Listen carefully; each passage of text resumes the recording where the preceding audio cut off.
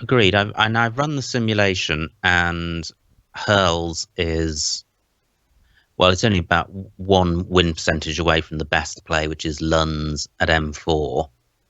So the Luns and Nuns and Nurs, all those plays which are hooking verve and also hooking wheat are coming out as best.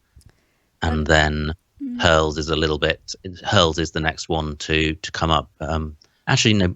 Between those plays I mentioned and hurls is Hun at M2. So Paul's play is fractionally better than hurls.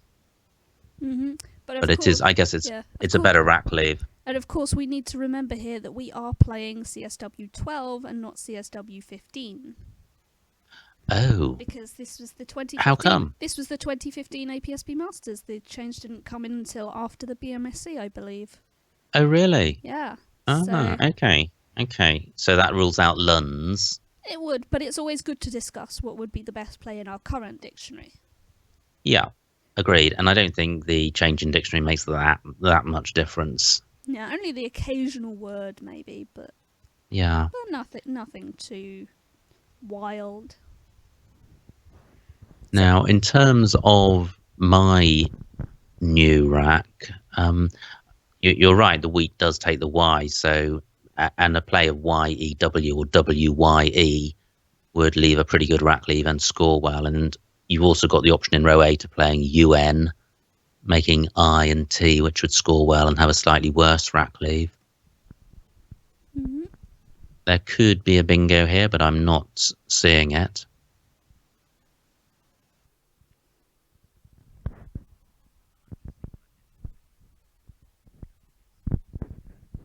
Do you agree with it? Do you hate it? Who knows?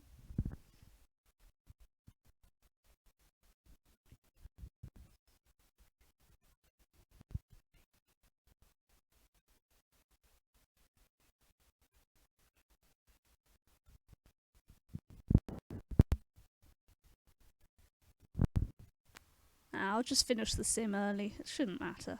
So Weedy is what was played.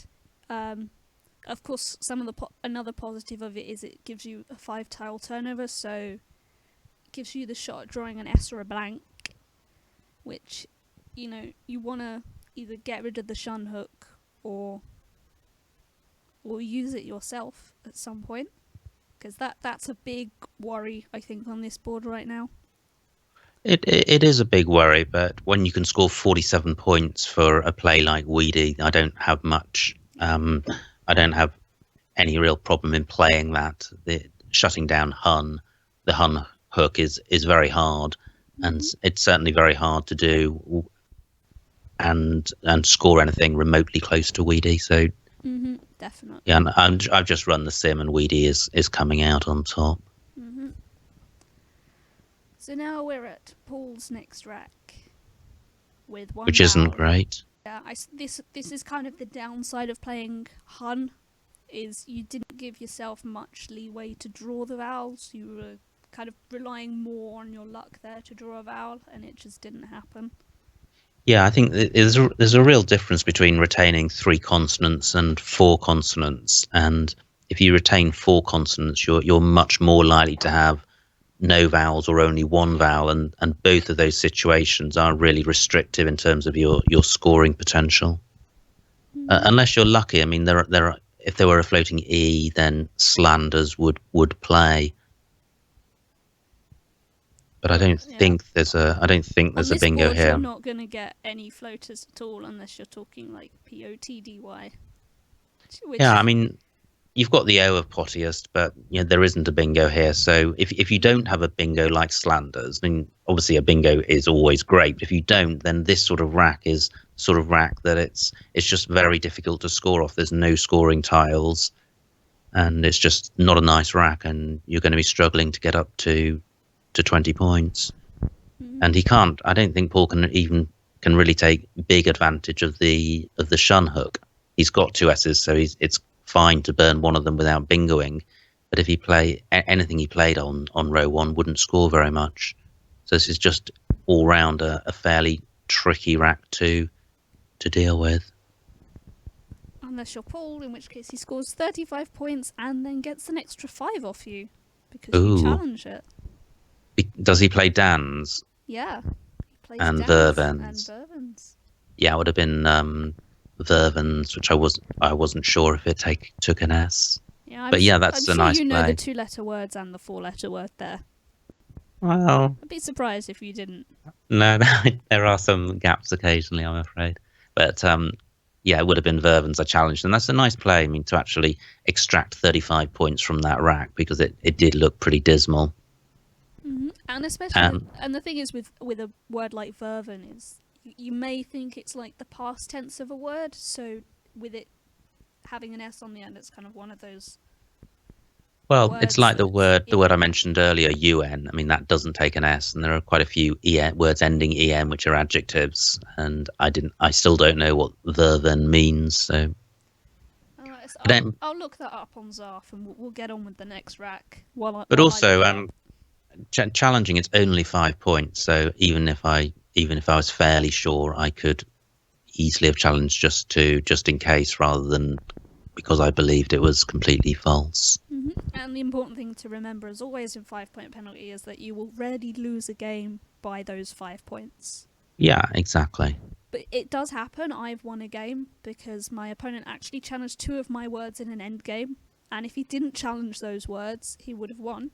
But because he challenged at least 1, which would have given me the win anyway, he challenged 2, and then I ended up winning, which was pretty nice. What I see a lot more of is people not challenging and leaving a phony on the board, and that has a massive effect on the game. Sounds like me you're talking about there. I don't learn my words. I'm a bad Scrabble player.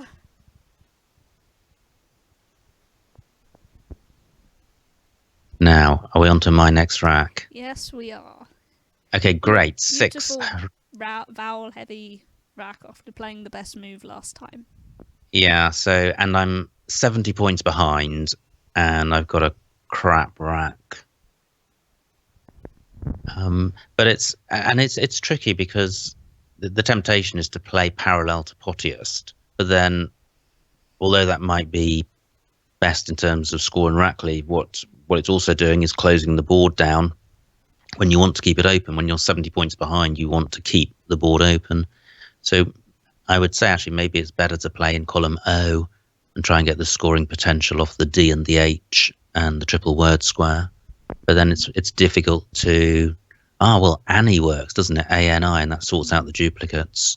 And the problem with that is it keeps 4 vowels, but I think the score by playing at 01 is going to exceed the benefit of plays elsewhere. Mm-hmm.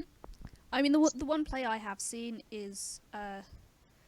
I'm going to pull a Bnjy here because I can't pronounce my words. Dianoia. That is something that completely clears out essentially all of the rubbish from your rack, leaving only an E. I mean, let's just put it on the board so we can all see the kind of play it is.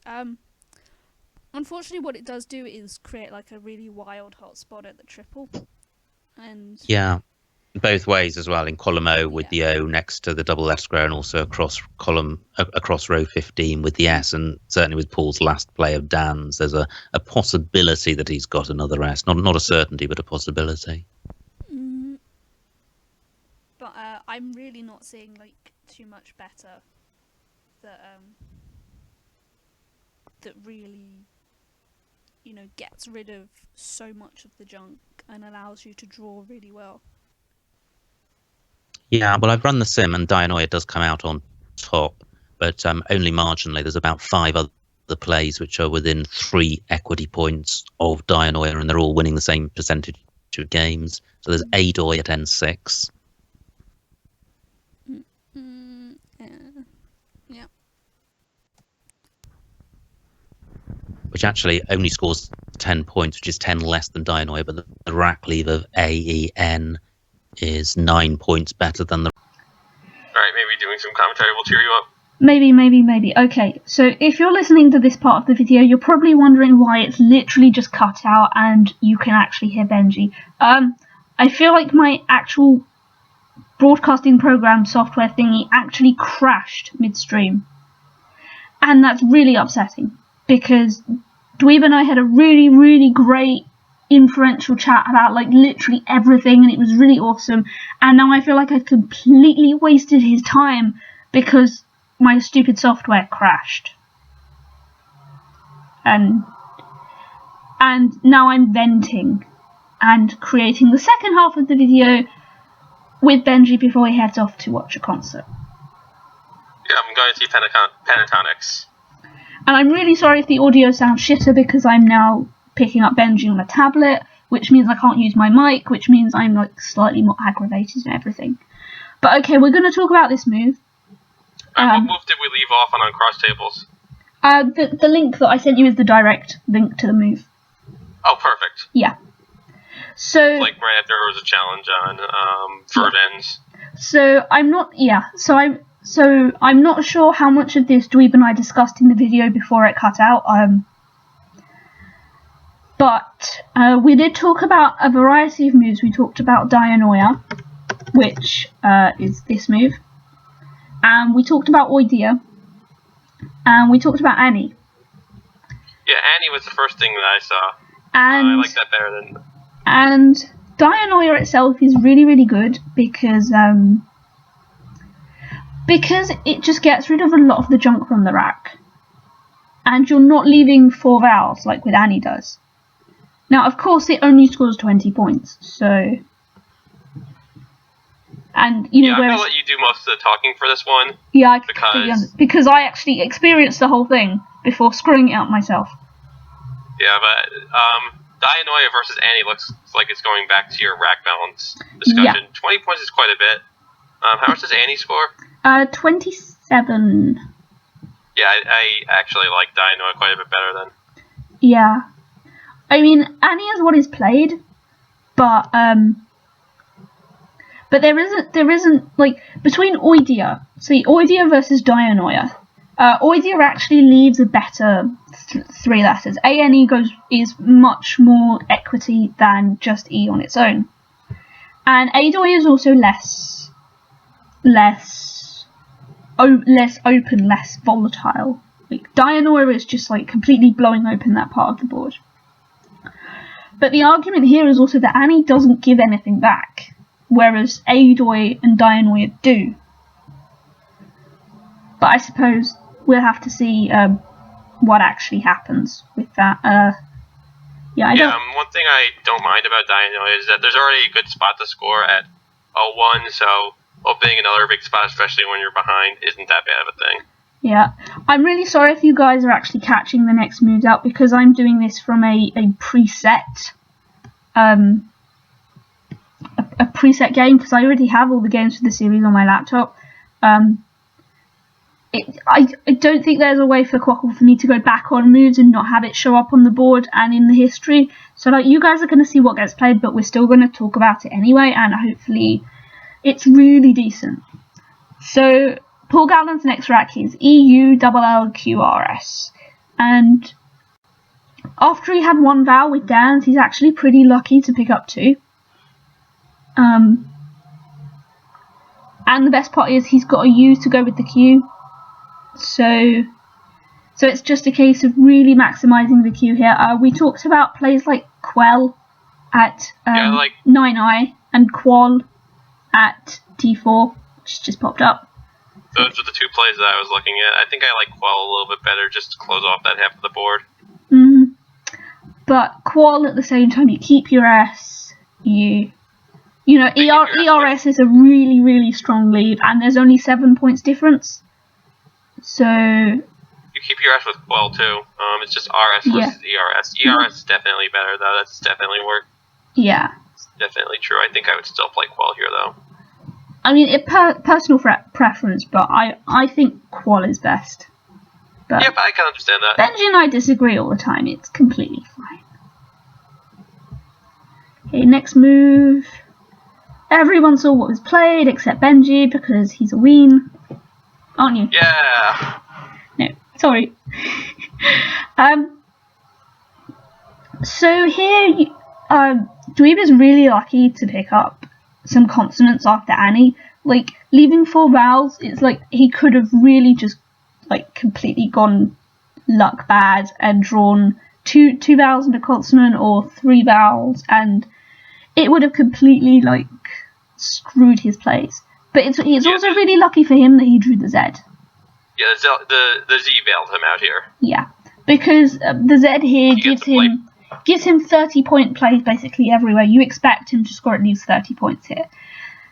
Now, one of the things that came up in the video is that the best move was in fact not seen by Dweeb here, and that's really, really unusual. Because it's a word he definitely knows. Is it Azol? No, Azione. Oh, for 52 points, C8. Oh yeah, that's by far the best move, but for some reason even he I didn't knew see that it. word. He probably fixated on Azon. Did he play Azol? Yeah, he played Azol. But it's like it's just something that maybe he just didn't look at or didn't see, but it's something that even an expert player can sometimes miss. Unless your name's Nigel. Azol just looks so good that he probably just played quickly here. Yeah, I mean, I don't know what happened in the game, because my dad was annotating it, but Azione is not something that is regularly missed by top players, if ever.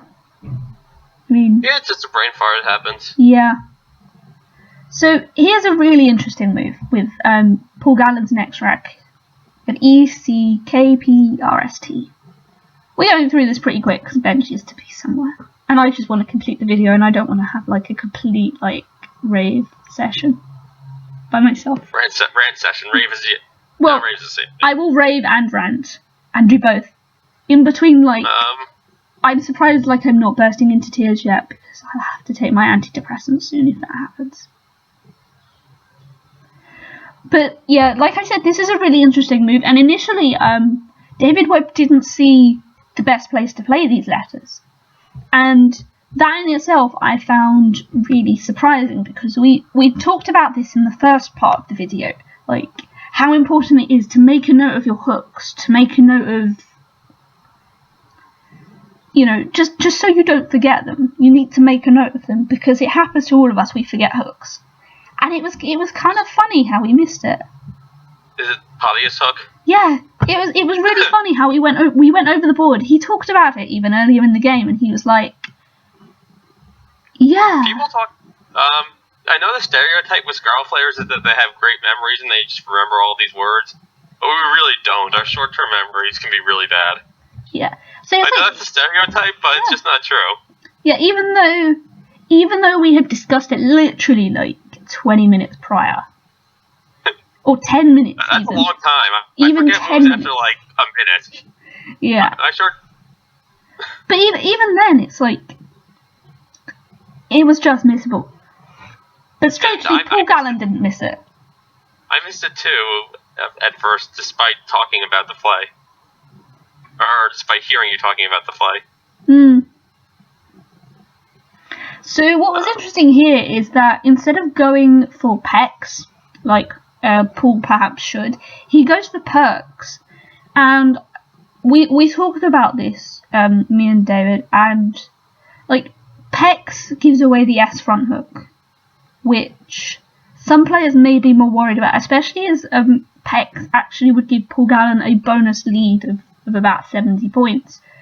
So he could potentially be worried about opening up the triple lane with an S hook and then giving away like a boatload of points so that his opponent can catch up. Yeah, I just don't find that kind of like opening too dangerous. Yeah, I mean, personally, there is also the Azol's hook as well. So even then, a bonus beginning with S would still get down on the board. Yeah. So, and any play making Azol's probably still scores like about 80 anyway because of the Z. Maybe high 70s, 80s. I think. Well, only bingo. Yeah, only a bingo, of course. But yeah, you have to worry about non-bingos, but what are you really going to do with that? Like, yeah, there aren't very many that hurt you. Yeah, I'm just not sure about the whole perks pecs thing. It's I would play packs every time. Yeah, I mean the C is just so much versatile than the R. so much worse. Probably a little worse than the R. Yeah, on this board. On this board, the C isn't really helping you at all. Okay, so the next move. So we see David here has basically drawn a load of clunk. What can only be described as clunk from. It could also be described as garbage. Clunk, garbage. Something Garbodor would like, potentially, or Trubbish. Trubbish. All those, yeah. We've managed to sneak in Pokemon somehow into what shouldn't have been a Pokemon-based stream, but there we go. But anyway, I mean, none of our streams are Pokemon-based, no. but... What we end up talking about. But here, ideally, you're going to get rid of an A and 2 I's. That is, like, your priority here. And... getting rid of the B is like a secondary priority. You don't have to do it, but getting rid of the B will likely score you some points. So we went through a load of plays, and what ended up seeming best was AIA here at 9M, according to David's broadcast. That seems best. I know it doesn't get rid of 2 I's, but it's how much does it score? It scores 15. So 15 is perhaps slightly better. Here, India was what was played, and compared to what seemed best of AIA, it really isn't that bad a move, like a jump down from AIA. India has the advantage of creating a lot of flexibility in the bottom right quadrant of the board. It allows for S-hooks, and it's really hard to limit what goes on down there. Yeah, I agree. So everything you said. It's not often you agree with me, Benji. I agree with you more than you think. I don't know where you got this idea where I disagree with you all the time. Because it sounds fun. It does sound fun. Controversy is fun. Look at our elections. But anyway, here's a rack that we talked a lot about. Paul's rack, he's basically got no vowels. I mean, what he played 5 tiles and he picks up a blank, and that was it. It's a good one to pick up, though. It's a good tile to pick up, but it sucks that you've got no vowels. So we went through like a load of the plays here. Of course, immediately you're looking for those vowels. You're looking to play off 3 tiles. Usually, you're looking to play off 3 tiles because you want to give yourself the best chance of picking a vowel from the back. And playing 3 or more tiles really does that more than 2 tiles does. But here, this play is quite interesting in the sense that it's kind of one of those almost bluff plays or dummy plays where the move itself doesn't suggest the condition of your rack. It suggests something completely different. And what I'm talking about here is the play of Mem. That's what I was thinking of. At 3A. I don't think it's that bad to... Oh, at 3A? Yeah, I was looking at 3L just for... Yeah. I think 3A is also alright. The other potential play was... Well, the play that seems best, because David was running a sim alongside mine, because my computer seems completely incapable of running a sim. For some unknown reason, it seems incapable of running a sim. So, the sim came out with as the best play. I was thinking of that too. And, in terms of what Paul Gallen is thinking here, has the advantage of blocking both the lanes down column F and G. And that's probably something worth considering because he is a bonus ahead. Not sure what Mem does in terms of board. Maybe it slightly limits what can happen down column A, but I don't like. I can see why he may potentially be trying for a bonus here because he's holding really good letters, but he doesn't need to try for the bonus. So probably just because the alternatives are so bad. Like if you're playing off 3 tiles here, you're just playing for 8 points. Yeah, but I mean like versus Mem.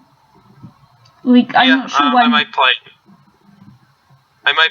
here, but you're like if you're either gonna get bingo here or you're gonna have crap. Yeah, I mean either one's fine. So. Oh no, one of those is fine and one isn't. Yeah. So, David's next rack, he immediately sees the bonus despite not remembering the game at all. He immediately sees baronial. And, myself, baronial. And there is one other bonus on the board. Do you know it, Bnjy? Do you know it? Can you see it? Is it 8? Yeah, or it's an 8. 7? It's an 8. Oh. An 8 through the P. Right, Bnjy's not finding it. Yeah, I'm not finding it. Let's move on. Pan-broil. Oh, yeah. I should have known that. I tried to pan-broil a steak and south the fire alarm recently. See, even when he's cooking food, he's forgetting words.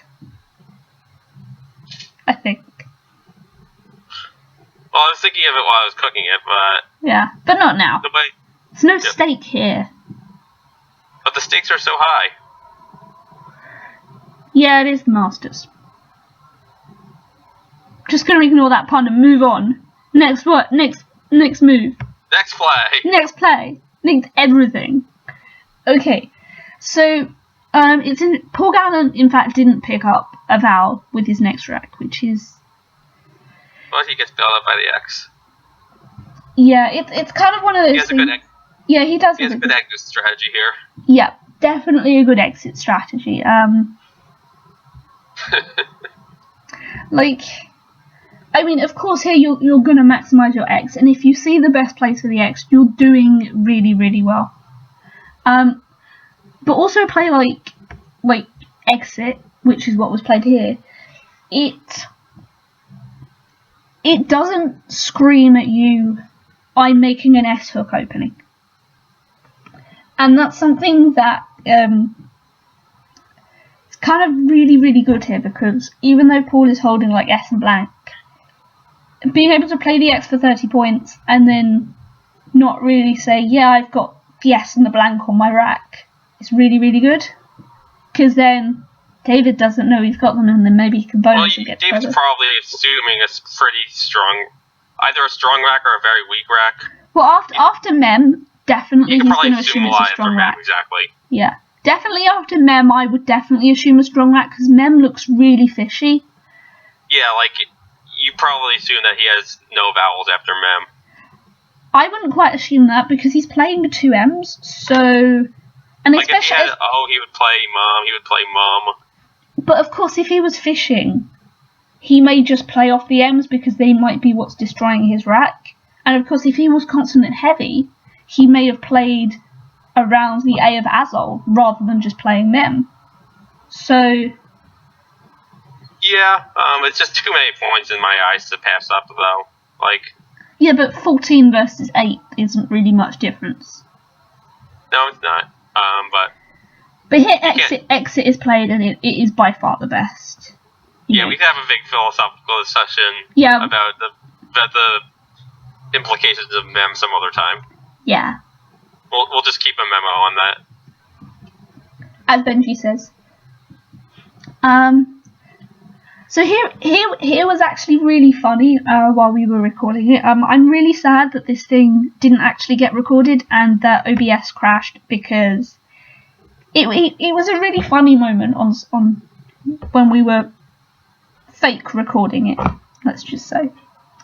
So David initially talks about how he can't see anything good with this rack, how nothing's jumping out at him, how the tiles don't go well with the board, etc, etc, etc. And then he's fuming. And then I tell him he can score 37 points, and he's like, what? How did I score 37 points on this board? Like, seriously. He was like, what? He was so surprised that there were 37 points available on this board. He thought I was wrong. He's like, how could there be so many points on this board with this rack? That's awesome. That would have been so awesome to have recorded. Well, at least you described it. Everyone imagine that in your heads. Yeah, everyone take a brief moment to think about how David Webb reacts when you tell him there's 37 points on the board and he can't find it. Everyone 37? got that? Yeah. Does everyone have that image in their head now? Because I'm really sorry you can't hear it yourselves. It was one of the best parts of the stream. Or the non-stream, as I think I might now have to call it. One of the best parts of the non-stream. I don't want to be reminded about how bad that went. Okay. So, of course, Fume is the best here. Like I'm not even going to bring up the choices. Fume is by far the best. It scores more points than anything else. No argument to anything else. Okay, so here's another interesting play as well. Paul actually did manage to pick a vowel. Go him! He picked a vowel. Success! Yep, and he has a bingo. And he has a bingo. Not just one bingo, but he has several bingos.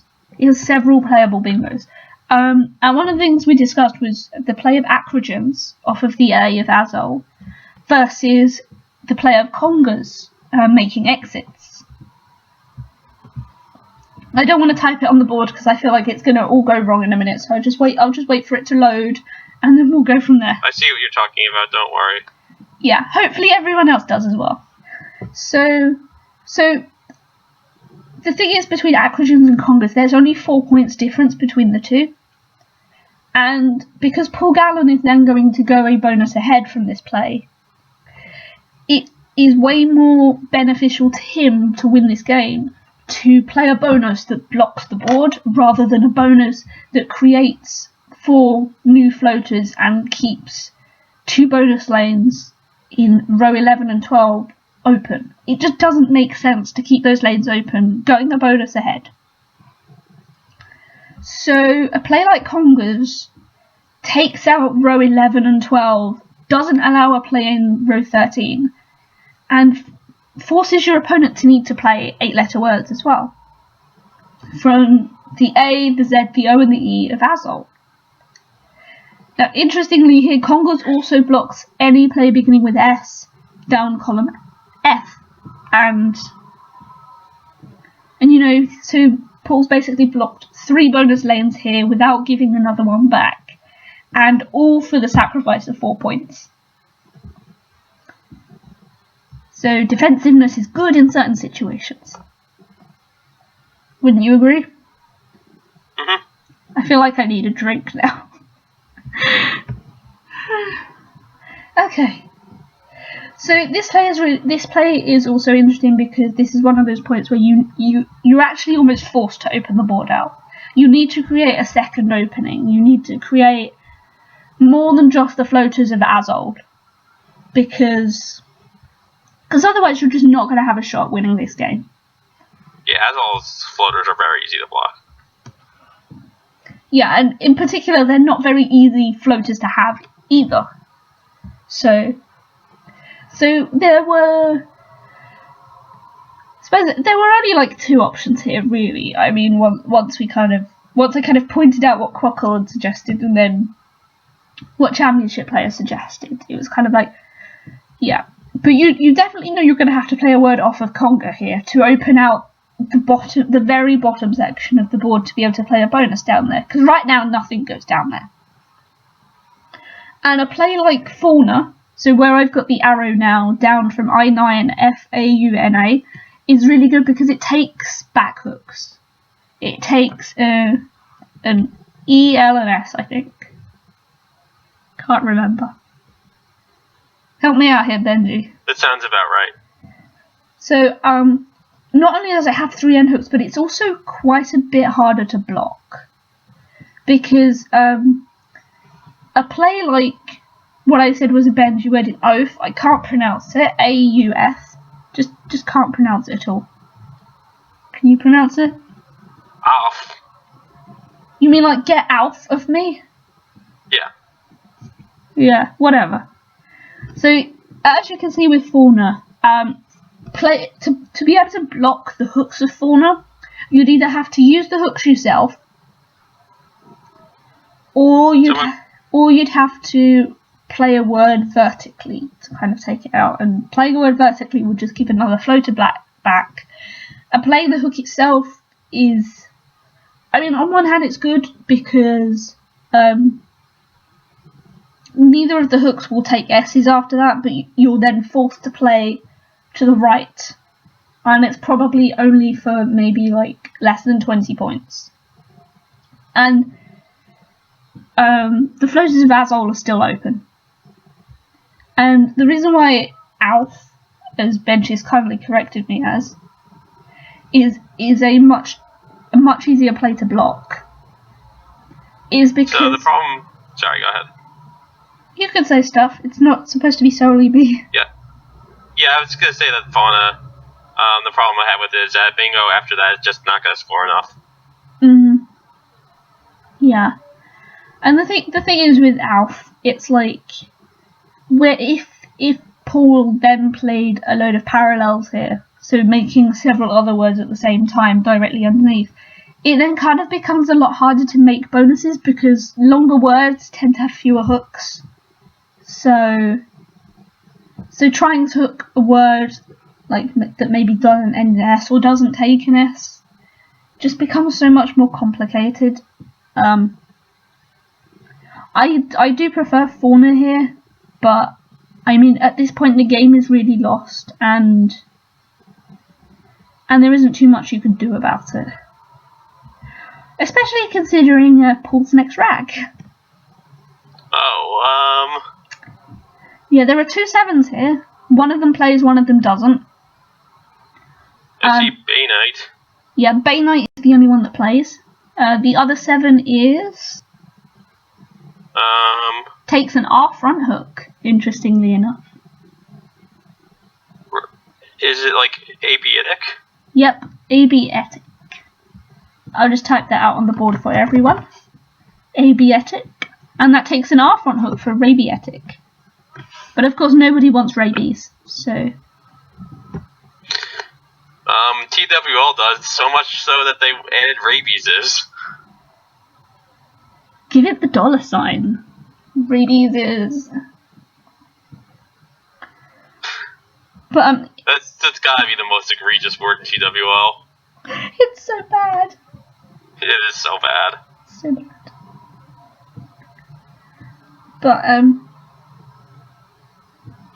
But yeah. Why can't it finish loading? Oh well. Bay Knight is by far the best here. It's the only playable bonus. It scores 71 points. I mean, that's just how can It ends the game. It basically finishes off Dweeb. Just the end of everything. So we actually talked Well, this game at least. Yeah. So we actually talked for a bit about this play. This play is really interesting because, well, basically there's no chance to win, but at the same time Quackle kind of is programmed in such a way to want to maximize spread. And the best way that Quackle could see to maximize spread was by playing this move here, Yupo, at 2C. Okay. And the only letters that Paul Gallen could put in front to kind of limit it is the O or the R. But also, he can't reach the triple with any of the letters. Like, he can't make a 6-letter word beginning with O or R out of what's left in the bag to reach the triple and take advantage of that spot. So the chances of him actually going there are a lot slimmer because it's better for Paul to just score points, really. So, but also if he does go up there, there's always a chance you bonus off the A or the Z or directly underneath Bay Knight. So, I'm not sure why there are sports people screaming outside my window right now. Something sports is happening. I wish I knew what was happening, but I don't. So that sucks. It's just a load of probably drunk 20-something males screaming at So the college crowd. Yeah. I know what you're talking about. I went to college. Drunk university students, Benji. Drunk university students on a Thursday night. It's Thirsty Thursday. It's actually a thing in America.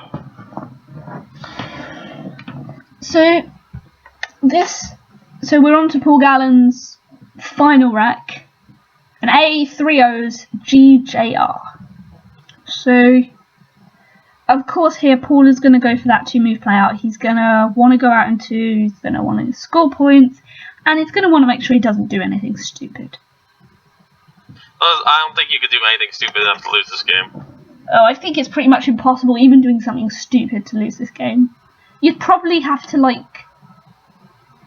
You have to go 10 minutes over and just... Yeah, you'd have to just almost kind of keel over to lose the game.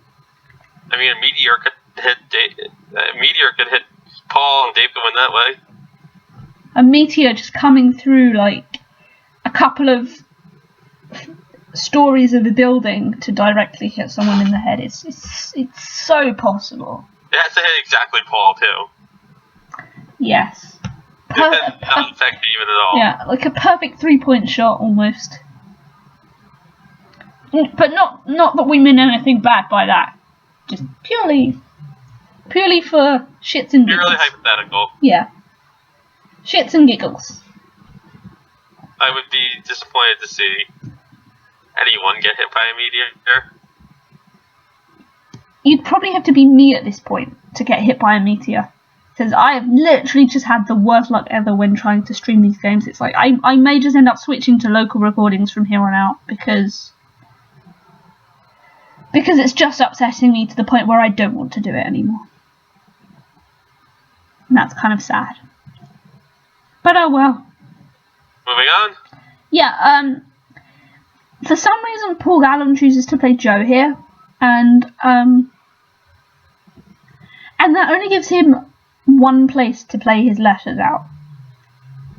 And it's kind of possible here that maybe either he didn't see anything else that gave a 2-move play out, or he was banking on the fact that David Webb wouldn't see the play out.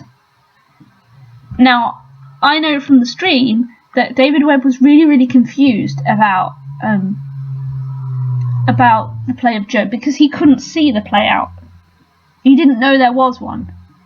But of course I skipped ahead and said there was one. So then he goes looking for it. He's like, oh yeah, agaro. Or agarot. I don't know, it's a Greek word. How are we pronouncing it? Benji doesn't know how to pronounce it. Agarot. There we go. He knows. It's because I speak French and it ends in a T and it should be agaro. It should be. It's spelt like it should be agaro. But no, it's said agarot. Agorot. Only takes an Agarot. H. Yeah, it only takes an H, by the way, so catch out all your opponents with that. Agarot. Just plain Agarot, TWO. I wouldn't know, it's TWO. Yep. TWO is poop. That's an interesting 6 to know. Now the thing is here, we know that the only out play is Agarot, so the best plays here are something that blocks Agarot, because there is no other place to put it. And Championship player's best play is Dict. For 7 points. Now what this does is it also maximises your spread because it takes an E front hook for Edict, or Edict. Screw my words, Benji, I'm doing a Benji. Either way. Yeah. I should stop pronouncing words and just leave this up to you. Yeah. Pretty much. I'm clearly an expert on pronouncing everything. He's way better than I am. Depends which country you ask. Of course, after Dict, Gel and Leg go there for more points. It'd be pretty much unblockable, but you know, pretty much all of the top suggested plays by Championship player block the outplay. But for some reason David Webb doesn't do that and just plays Cedar. Like, I can't explain it. So obviously Agarot comes next, and we're out, and then Paul wins by a lot of points, and then yeah, success, I think. Probably, right? Success for Paul. Yeah, success for Paul. It's crushing defeat for Dave. Especially to have to commentate on this game with me. Yeah, kudos to him for being willing to commentate on yes. a loss by 150. I think I would be over it, but yeah, especially as he didn't remember the game in the first place. But did you tell him before the game that he lost by 150? No. Okay, that makes it easier. Yeah. But I'm just You might want to leave that detail out. No, I still need to end the video properly. Go for it. But I feel really bad that David Webb spent like an hour and a half with me, and I really only had 20 minutes of video to show for it, which is really, really bad, and I'm really upset about that. And for some reason, I haven't started crying yet, because ordinarily I would be like completely crying in a corner, like just uncontrollably snotty and everything, and like having completely given up on my life. But I want to make this stream work. I want to produce good material, and right now it just seems like everything is going against me. Like the technology is going against me. I am going against me. Like, I don't know what else I can do really other than buying more equipment, and that's something I can't afford. And it's something I don't need to do at this